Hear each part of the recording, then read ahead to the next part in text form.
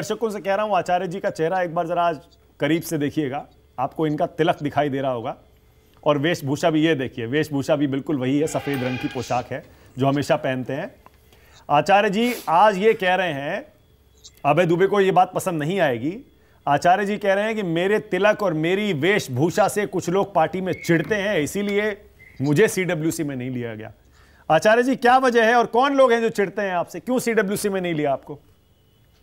मानक, मैंने सीडब्ल्यूसी में कोई एप्लीकेशन दी नहीं थी, तो ये बात ही, ये सवाल जो है, ये इसका जो रेलिवेंस है वो उतना नहीं है। सवाल सीडब्ल्यूसी में लेने और ना लेने का नहीं है, सवाल वो है जो अभी हमारे जो आरपी सिंह जी उठा रहे हैं कि आखिर पार्टी हमारी कर क्या रही है, जा कर मजाक समझ लिया है राजनीति को। ये देश की जनता को मूर्ख समझते हैं हम लोग। हम एक दूसरे को, अरविंद केजरीवाल को दिल्ली के नेता गाली देते हैं, अरविंद केजरीवाल जी छत्तीसगढ़ में हमें गाली देते हैं, अरविंद केजरीवाल जी मध्य प्रदेश में पुणे में चुनाव लड़ाते हैं, हमें गाली देते हैं, और हम एक तरफ कहते हैं हम इंडिया के हिस्सा हैं। अरे ये क्या हो रहा भाई? अखिलेश यादव जी एक सीट देने को तैयार नहीं है, ये हो क्या रहा भाई? ममता बनर्जी और अधीर रंजन चौधरी के रिश्ते कैसे हैं? ये क्या हो रहा है? क्या हम नाटक कर रहे हैं, पॉलिटिक्स कर रहे हैं, ये हम ड्रामा कर रहे हैं क्या? सवाल ये बड़ा है। नरेंद्र मोदी को हम हराएंगे, मोदी से लड़ना चाहते हैं। अरे मोदी से लड़ना चाहते हो तो लड़ो ना, हम तो खुद लड़ रहे हैं बीजेपी से। हम तो जब से हमने होश संभाला बीजेपी से लड़ रहे हैं। अगर हम कोई सच्ची बात कहते हैं तो कहते हैं साहब बीजेपी में जाएंगे। ये तो ये पार्टी का जो हमारा मामला है, ये मुझे लगता है कि या तो इस पर कंट्रोल किसी ऐसे लोगों का हो गया है जो दूसरे दलों से आए हैं।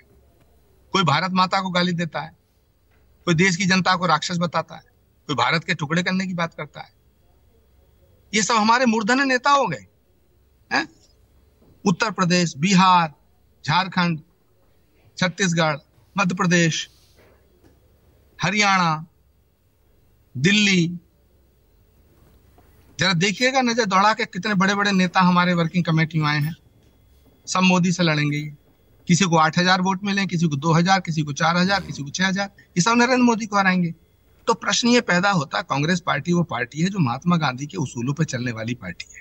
ये कुर्बानियों से बनी पार्टी है। ये करोड़ों लोगों, कार्यकर्ताओं की भावनाओं से बनी पार्टी है। ये पंडित जवाहरलाल नेहरू, इंदिरा गांधी, राजीव गांधी की शहादत से मजबूत हुई पार्टी है। इस पार्टी को मजबूत करने में इंदिरा गांधी की छाती का लहू शामिल है, राजीव गांधी की लाश के टुकड़े शामिल है। मजाक बना दिया, भारत तेरे टुकड़े होंगे। ये कौन सा कांग्रेस में इनका कंट्रीब्यूशन है जो लोग वर्किंग कमेटी में आए हैं? मेरा सवाल नहीं है, ये तो भूल जाओ। ये सवाल मैं आपसे नहीं उठा रहा हूं, ये सवाल मैंने 1 साल पहले भी उठाया था। कुछ लोग गीता प्रेस को गाली देने वाले, ये कांग्रेस चलाएंगे सब लोग। तो कांग्रेस नेतृत्व को सोचना पड़ेगा कि मोदी से लड़ाई मजाक नहीं है। और राष्ट्रीय स्तर पर अगर नरेंद्र मोदी से लड़ना है तो कांग्रेस ही एक अकेली पार्टी जो उसको चुनौती दे सकती है। मैं चिल्ला चिल्ला के 1 साल से कह रहा हूं भाई, आप विपक्ष का एक चेहरा तय करिएगा। बिना दूल्हे की बारात अच्छी नहीं होती है। नरेंद्र मोदी एक बहुत ताकतवर लोकप्रिय नेता हैं, इसको हम ना माने तो क्या होगा? मोदी को रोज गाली दें, मोदी को रोज गाली दें, मोदी हार जाएगा? मोदी नहीं हारेगा गाली देने से, मोदी और मजबूत होगा। हिंदुत्व को गाली देना कौन सा धर्मनिरपेक्षता भाई?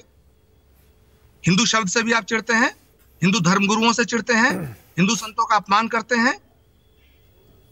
तो ये सब पीड़ाएं हैं, ये सब हमारे सवाल हैं। मैंने कांग्रेस नेतृत्व को बड़े साफ तौर से बताया, ये बड़े विनम्र शब्दों में बताया। सवाल आचार्य प्रमोद कृष्णम का नहीं है, कितने आचार्य प्रमोद कृष्णम आएंगे और जाएंगे। कांग्रेस जिंदा रहनी चाहिए। कांग्रेस का जिंदा रहना, इस देश की डेमोक्रेसी के लिए जरूरी है। और ये बात मैं कोई छुप के नहीं कह रहा हूं। अगर बीजेपी के राज्य में बलात्कार हो तो वो मां बहनों की अस्मिता का सवाल है। और हमारी कांग्रेस की सरकार में अगर बलात्कार हो तो हम आंख बंद कर लें, हम मुंह पे टेप लगा लें। अगर भ्रष्टाचार बीजेपी की सरकार करे तो हम बोलें, और अगर भ्रष्टाचार हमारी सरकार में हो तो हम चुप हो जाएं। नासिर और जुनैद की हत्या हुई, कितनी बर्बरता से मारा गया, तो कांग्रेस की सरकार का फर्ज नहीं बनता था अशोक गहलोत जी का? कन्हैया कुमार को काट दिया गया, फर्ज नहीं बनता था? जहां तक हिंदुत्व का सवाल है, हिंदुत्व भाजपा की बपौती नहीं है। मैं आज कह रहा हूं आरपी सिंह जी से, भगवा भाजपा की बपौती नहीं है, वंदे मातरम भाजपा की बपौती नहीं है। ये हमारे नारे हैं, सरदार पटेल के नारे हैं, लाल बहादुर शास्त्री के नारे हैं, इंदिरा गांधी के नारे हैं, पंडित जवाहरलाल नेहरू, महात्मा गांधी के नारे हैं। महात्मा गांधी की कांग्रेस रघुपति राघव राजाराम से शुरू होती है? आज आपने क्या किया? कोई कांग्रेस का बड़ा नेता रामलला के दर्शन करने गया आज तक? नहीं गया। क्यों नहीं गया? सवाल खड़ा नहीं होगा। ओके, अभय दुबे, मैं बिना कोई सवाल पूछे सीधा अभय दुबे आपको बोलने के लिए कहूंगा। बोलिए अभय दुबे, क्या कह रहे हैं?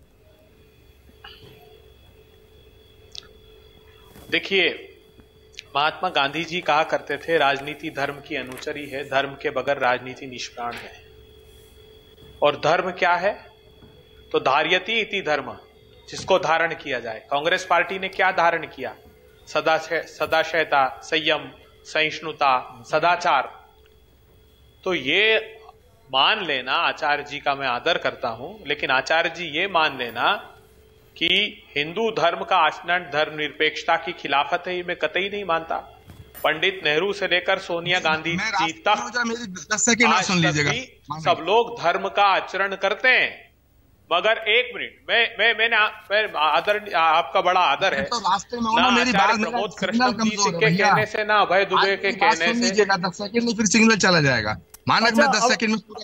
अभय जी आचार्य जी को 10-20 सेकंड और दे देते हैं, वो गाड़ी में है, उसके बाद कह रहे हैं सिग्नल नहीं आएगा। बोलिए आचार्य जी, क्या कह रहे हैं? मैंने कहा जो भाजपा में जाने वाले हैं वो मोबाइल ऑन नहीं रखते। सिंधिया जी गए थे, कई दिन पहले मोबाइल ऑफ हो गया था। जितिन प्रसाद गए थे, मोबाइल ऑफ हो गया था। आरपीएन सिंह गए थे, मोबाइल ऑफ हो गया था। मेरा मोबाइल भी है, मैं भी हूँ, और मेरे सवाल भी जिंदा हैं। हाँ। और सवाल कांग्रेस नेतृत्व से भी हैं। मैंने कांग्रेस लीडरशिप से ये अपनी बातें कही हैं, और अगर कांग्रेस लीडरशिप को मेरी बातें बुरी लग रही हैं, सच कड़वा लग रहा है, तो ठीक है, नोटिस जारी करके मुझे हटाएं, कह दे कांग्रेस से बाहर जाओ, मैं रास्ता चुन लूंगा। लेकिन ये बातें ठीक नहीं है। ओके, अभय दुबे आपकी बारी है, बोलिए अभय दुबे। और सीडब्ल्यूसी पर जरा बड़ी तस्वीर खींचिएगा। मैं ये नहीं चाहता कि ये पूरी डिबेट सिर्फ आचार्य जी की नाराजगी या उनके आरोपों तक रहे।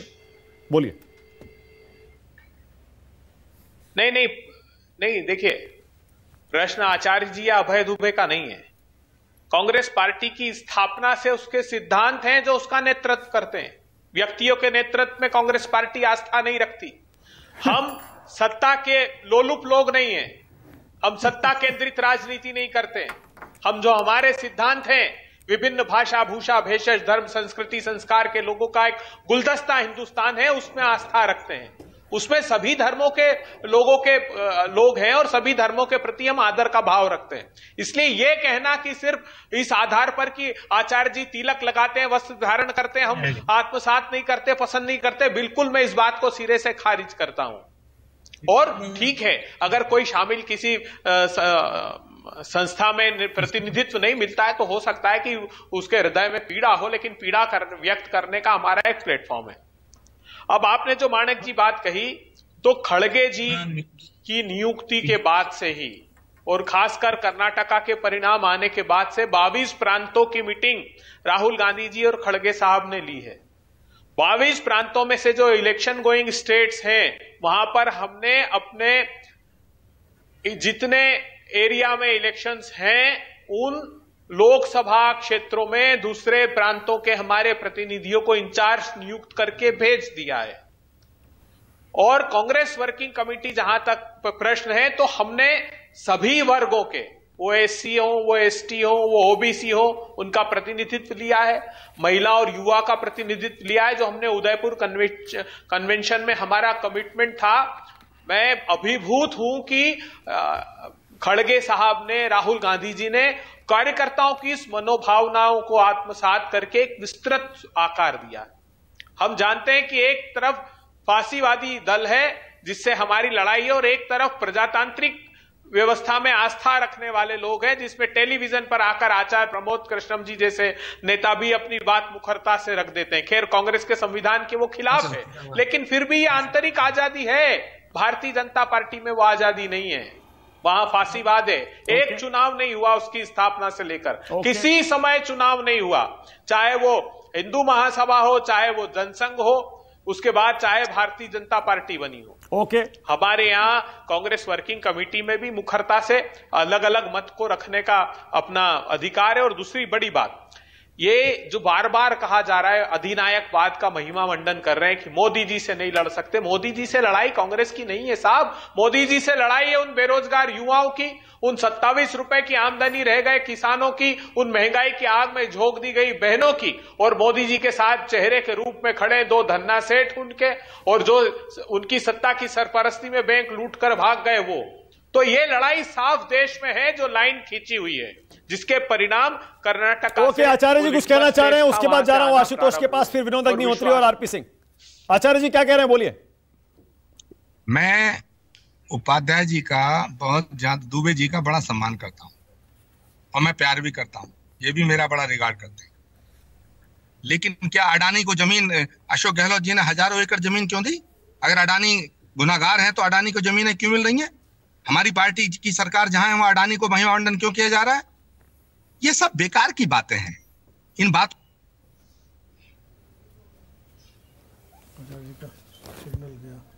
आचार्य जी की आवाज चली गई है फिर से। अबे दुबे 20 सेकंड जल्दी से, छोटा सा जवाब चाह रहा हूं। अबे दुबे 10 सेकंड इसका। हाँ। बस बिल्कुल हर बार ये बात की जाती है कि अडानी को कांग्रेस शासित राज्यों में, राहुल गांधी जी से प्रश्न पूछा था, उन्होंने कहा हम उद्योगपतियों के खिलाफ नहीं है, लेकिन वो उद्योगपति जो वो काम उनके जिससे देश को नुकसान हो रहा है। हमने पूछा था प्रधानमंत्री से कि वो इलारा नाम की कंपनी, डूबियस कंपनी जिसका अडानी जी के साथ साझेदारी है, उसको स्ट्रेटेजिक एरिया में काम करने की अनुमति क्यों दी रक्षा के क्षेत्र में? तो क्या ये सवाल जायज नहीं है? ओके आशुतोष,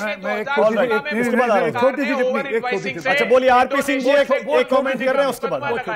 वो आप 20,000 करोड़ रुपए की चर्चा करते थे, 20,000 करोड़ रुपए कहीं वाड्रा परिवार का तो नहीं जिस कारण से अडानी जी के साथ इतनी दोस्ती होती है? अरे वो जो 20,000 करोड़ रुपए की बार बार चर्चा करते हैं, कैसे जानकारी? मैं पूछ रहा हूँ, मुझे पता नहीं है, मैं भी अपनी तरफ से जिज्ञासु हूँ कि वो वाड्रा परिवार का तो नहीं है कहीं, वो राहुल गांधी का कहीं बाहर ठिका हुआ पैसा तो नहीं है, ऐसा तो नहीं हो रखा कहीं? मुझे जानकारी नहीं है, मैं पूछ रहा हूँ आपसे, क्योंकि आपके नेता, आपके प्रवक्ता लगातार आकर 20,000 करोड़ रुपए की अडानी की बात करते थे। चलो आज आपसे पूछ ही लें, आप एक्शन नहीं लोगे अडानी के कारनामों पर, हमको पता है सर। आप तो दोस्तियां निभाते हो, हमने जो एक्शन लेंगे जो नहीं लेंगे, परंतु आप तो दोस्तियां निभाते, मैं पूछ रहा हूँ। ओके, अडानी पर बहस बहुत पुरानी हो गई, आशुतोष को लाइए, आशुतोष को लाइए। रुकिए आरपी सिंह जी, अडानी पर बहुत बहस हो गई। आशुतोष, इस नई CWC में कोई नई बात दिखती है आपको?